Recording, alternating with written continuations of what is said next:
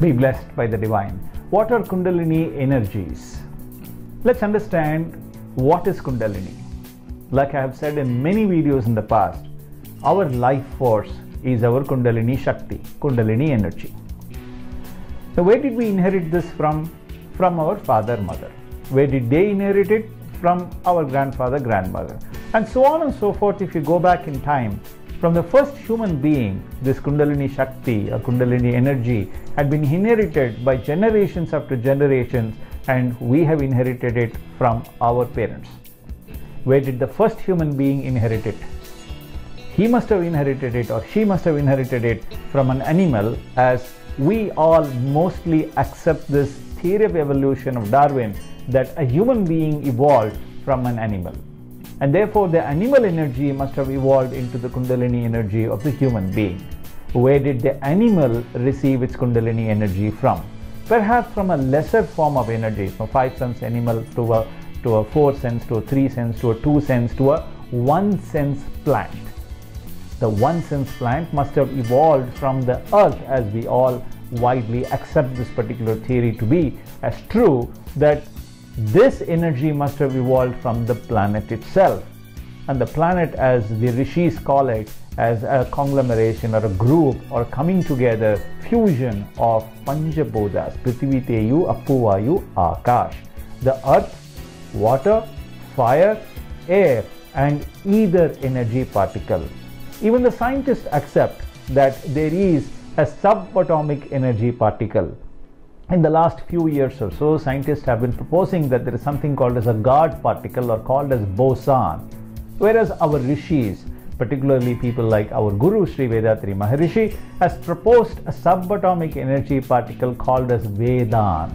And this energy particle is the primary energy particle that must have evolved from the almighty static state, which is all-pervasive, all-surrounding, pressure force, which is self-compressive in nature, with plenum, force, consciousness, and time as the 4 primordial characteristics of this particular static state.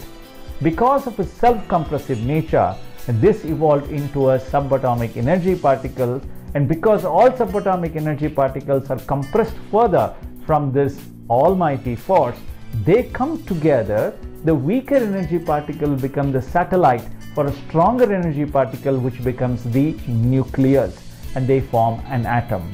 The atoms come together to form what we call as molecules. They come together as matter. Matter then come together as different elements, different life forms, and then the human beings evolve from them, and then our parents, and then us, we have evolved from this. The Kundalini energy, therefore, is an inherited, evolved form of the subatomic energy particle in a characterized form, which is present within our life force, within our body, and it acquires characteristics as we think, speak, and act. Every action of ours is stored as a memory, as stored as an imprint in our genetic center.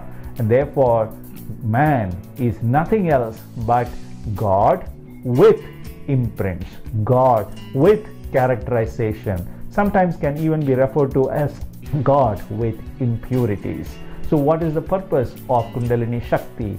The purpose of the Kundalini Shakti in human being is to help us cleanse our genetic center of all impurities, all imprints that can cause us hurt, harm, or others hurt and harm now or in the future, physically or mentally. I hope this video is clear to help you understand what are Kundalini energies. If you have any doubt, feel free to give a comment or do write to me. I'll be happy to respond to you. Be blessed by the divine.